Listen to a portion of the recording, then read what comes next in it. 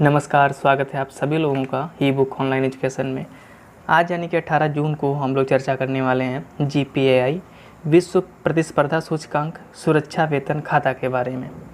सबसे पहले आप पिछले वीडियो के प्रश्न के यहाँ पे उत्तर देखिए। किस तरीके से चाहो तो आप इनका स्क्रीनशॉट ले लो या फिर वीडियो को रोक करके देख सकते हो। तो सबसे पहला आपका सेगमेंट आता है जीपीएआई। तो इसका फुल फॉर्म क्या है? इसका है global partnership for artificial intelligence. अब ये आर्टिफिशियल इंटेलिजेंस होता क्या है, इसको समझते हैं। पिछले वीडियो में आपने देखा होगा, जो मैंने डिस्कस किया था, एक आईआईटी खड़गपुर के द्वारा सोशल डिस्टेंसिंग मॉनिटरिंग सिस्टम बनाया गया था। और उस सिस्टम में था क्या कि अगर कहीं पर भी, चाहे वो कोई दुकान हो, मंदिर हो या हॉस्पिटल हो, कहीं पर भी अगर सोशल डिस्टेंसिंग के मानकों का उल्लंघन होता है तो सिस्टम क्या होता है, वो एकदम से अलर्ट जारी करेगा और जहाँ से वो मॉनिटर हो रहा होगा वहाँ पे वो संकेत पहुँचेगा। यानी कि एक तरीके से रोबोट समझ लीजिए। सीधा सा एग्जाम्पल इसका लें तो रोबोट। अब रोबोट देख रहे हो, आजकल जो रोबोट हैं वो सर्जरी करते हैं, रोबोट टीचिंग करते हैं। तो वही जो समझ है, जो मशीनों की समझ है, वही आपका आर्टिफिशियल इंटेलिजेंस है। ठीक है, तो इसमें हुआ क्या है, चर्चा में क्यों आया है, उसके बारे में हम लोग देखते हैं। अंतर्राष्ट्रीय और बहुहितधारक पहल के लिए 15 जून 2020 को भारत जीपीएआई यानी कि जो ये आपका प्रोग्राम है, इसके अंतर्गत संस्थापक सदस्य देशों के रूप में शामिल हो गया। ये बहुत बड़ी बात है कि भारत जो है, जो आर्टिफिशियल इंटेलिजेंस का ग्लोबल पार्टनरशिप है, उसमें एक संस्थापक सदस्य देश के रूप में शामिल हुआ है। अब ऐसा नहीं है कि भारत ही, इसमें कई सारे देश हैं, कुछ देशों के नाम भी लिखे हुए हैं यहाँ पे, कि भारत के अलावा संस्थापक सदस्यों के देशों में यूनाइटेड किंगडम, यूरोपीय संघ, अमेरिका, ऑस्ट्रेलिया तथा अन्य अग्रणी देश जो इसमें पार्टिसिपेट होना चाहते हैं वो भी इनमें भाग ले चुके हैं। इसका उद्देश्य क्या होगा? उद्देश्य की बात करें अगर, तो मानव अधिकारों, विविधता, समावेशन, नवाचार, आर्थिक विकास पर आधारित आर्टिफिशियल इंटेलिजेंस के जिम्मेदार विकास और उपयोग को निर्देशित करना है। वर्तमान के परिदृश्य को देखते हुए अगर बात करें तो इसका बहुत ही महत्वपूर्ण होने वाला है, क्योंकि जो कोरोना वायरस के क्राइसिस को देखें अगर, तो आने वाले दिनों में बहुत ही रोज़गार जाएंगे यहाँ से, क्योंकि मंदी आ रही है, हर देश के पास में बहुत ही बड़ी मंदी आने वाली है। तो वहाँ का जो इंफ्रास्ट्रक्चर है, जो कार्य है, वो मशीनों के द्वारा चलने वाला है, क्योंकि 100 लोगों का किया गया काम कहीं ना कहीं एक मशीन कर सकती है। ठीक है, तो इसीलिए इस पर जोर दिया जा रहा है। तो अगला सेगमेंट आता है आपका विश्व प्रतिस्पर्धा सूचकांक। क्या है, अभी हाल ही में जारी किया गया है, भारत की स्थिति क्या है उसके बारे में भी चर्चा करेंगे।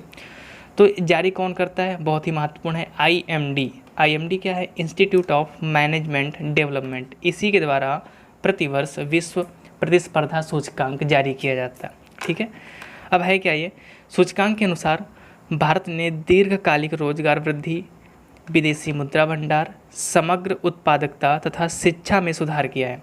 अभी पिछले कुछ दिनों में आपने न्यूज़पेपर में पढ़ा होगा कि जो भारत का विदेशी मुद्रा भंडार है वो अब तक के सबसे उच्चतम स्तर पे है। ठीक है, तो इस स्थिति में देखेंगे, सूचकांक के अनुसार देखें तो शीर्ष पर कौन सा देश है? सिंगापुर है। ठीक है, सेकंड नंबर पे आपका डेनमार्क है, थर्ड नंबर पे स्विट्ज़रलैंड है। अगर हम भारत की बात करें तो भारत इसमें 43वें नंबर पे है और चाइना जो इसका पड़ोसी देश है वो 20वें नंबर पे है। अगर हम इन दोनों देशों के पिछले वर्ष की सूचकांक में स्थिति देखें तो चीन देखो 20वें नंबर पे था, लेकिन अभी 20वें नंबर पे है इस साल, लेकिन जो पिछला वर्ष था इसका वो 14वें नंबर पे था। अब देखो 6 स्थान कहीं ना कहीं फिसला है नीचे। क्यों फिसला है सभी को पता है, पूरे विश्व द्वारा घेरा जा रहा है वर्तमान में, चाहे वो आपका कोविड-19 को लेकर हो या फिर भारत के साथ में सीमा विवाद को लेकर हो। ठीक है, अगर हम भारत की बात करें तो भारत इस साल 43वें नंबर पे है और जो पिछले साल इसका नंबर था 44वां था, यानी कि एक पायदान जो है वो भारत ऊपर आया है। ठीक है, अगले सेगमेंट की बात करें, सुरक्षा वेतन खाता। हाल ही में इसको एयरटेल पेमेंट बैंक के द्वारा एमएसएमई क्या है, इस पर चर्चा हो चुकी है, micro small and medium enterprise, यानी कि जो आपके सूक्ष्म लघु और मध्यम उद्योग है उन्हीं के लिए ये चालू किया गया है। इसमें होगा क्या, ये जो आपका सुरक्षा वेतन खाता है, इसका जो मुख्य उद्देश्य है वो कैशलेस भुगतान को बढ़ावा देना। ठीक है। साथ में जो व्यक्तिगत दुर्घटना बीमा कवर है वो भी प्रदान करेगा, यानी कि जो एक्सीडेंट में किसी की मौत हो जाती है तो उस प्रकार के जो बीमा है ये आपका सुरक्षा वेतन खाता के अंतर्गत दिया जाएगा। अब ये नाम आता है पेमेंट बैंक। ये जो बैंकें हैं, चाहे SBI हो, बैंक ऑफ इंडिया हो, PNB हो, कुछ भी हो, इससे किस प्रकार अलग है इसको देखते हैं। जो ये एयरटेल पेमेंट बैंक है या बहुत सारी बैंक हैं जो एक टेली कम्युनिकेशन सेक्टर के द्वारा खोली जाती हैं, तो ये बैंकें होती क्या हैं, इनके द्वारा ऋण नहीं दिया जाता है। जो आम बैंकें होती हैं वो ऋण दे सकती हैं, लेकिन जो ये बैंक होते हैं पेमेंट बैंक, ये ऋण नहीं दे सकते। अधिकतम जो जमा राशि होती है वो 1 लाख होती है, यानी कि कोई अगर इसका खाता धारक है तो मैक्सिमम 1 लाख तक वो उसमें अपने खाते में जमा कर सकता है, इससे ज़्यादा नहीं जमा कर सकता।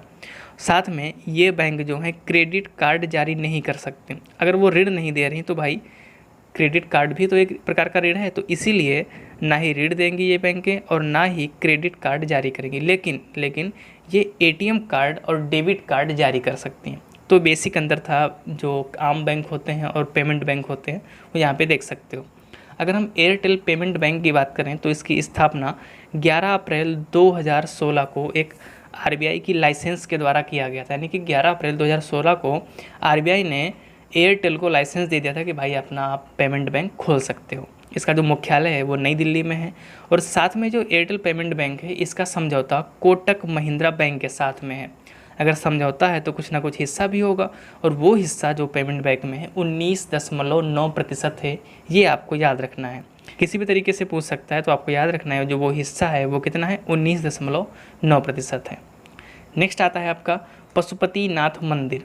अब पशुपतिनाथ मंदिर चर्चा में क्यों आया, ये स्थिति है आपका नेपाल में। अब देखिए नेपाल कुछ दिनों से बदतमीजी कर रहा है। अब बदतमीजी क्यों कर रहा है भाई, भारत के साथ सीमा विवाद को लेकर के। अब सीमा विवाद स्टार्ट कैसे हुआ, कुछ दिन पहले आपने पढ़ा होगा कि नेपाल का एक नया मैप जारी हुआ जिसमें यहाँ पर कुछ स्थान जो भारत के हैं वो अपने में दिखा दिया। आपको पता है कि किसके दबाव में दिखाया होगा, सीधी सी बात है चाइना का हाथ जो है इसमें नेपाल पे है, तो इसीलिए बौखलाया हुआ है। तो भारत और नेपाल के साथ में अभी बहुत ही झड़प हुई सीमा विवाद को लेकर के, तो इसलिए चर्चा में है। तो कहीं ना कहीं अगर ये मंदिर चर्चा में आया है तो आपसे क्वेश्चन जरूर पूछ सकता है कि पशुपतिनाथ मंदिर चर्चा में क्यों आया या फिर इसकी लोकेशन कहाँ पे है। तो देखते हैं, हाल ही में भारत और नेपाल ने पशुपति मंदिर परिसर के बुनियादी ढांचे में सुधार हेतु एक समझौते ज्ञापन पर हस्ताक्षर किए हैं। यानी कि जो पशुपतिनाथ मंदिर है आपका नेपाल की राजधानी काठमांडू में है, ठीक है, और वहाँ पे उसका जो बुनियादी ढांचा है उसको सही करने के लिए भारत के साथ में एक समझौता किया गया। अब देख सकते हो कि वहाँ का एक मंदिर बनाने के लिए उसके पास पैसे नहीं है, मांग रहा है भारत से, लेकिन फिर भी भिड़ेगा। क्यों? क्योंकि चाइना पीछे खड़ा हुआ है। तो इसमें हुआ क्या, इस समझौते के अंतर्गत जो भारत है पशुपति मंदिर के सुधार हेतु नेपाल को 2.33 करोड़ रुपए की सहायता देगा, ठीक है। तो ये धनराशि याद रखनी है, और ये मंदिर है कहाँ पे है वो आपको याद रखना है। आज के प्रश्नों की बात करें अगर, तो जो पहला प्रश्न आपका आता है जर्मी क्लीन क्या है ये। तो जर्मी क्लीन चर्चा में क्यों आया, पिछले वीडियो हम लोगों ने चर्चा की थी, आपको बताना है। घर घर निगरानी हाल ही में किस राज्य सरकार की एक पहल है, ये आपको बताना है। थर्ड आपका है हाल ही में किस संस्थान द्वारा सोशल डिस्टेंसिंग मॉनिटरिंग सिस्टम बनाया गया है। 4 नंबर पे है आपका विश्व मलेरिया दिवस कब मनाया जाता है। 5वां आपका है 2020 में मनाया गया रक्तदाता दिवस की थीम क्या थी। इन सभी के उत्तर आपको अगले वीडियो में मिलेंगे। अगर आपको पता है तो कमेंट सेक्शन में ज़रूर बताएं। वीडियो कैसा लगा इसकी प्रतिक्रिया आप ज़रूर दें।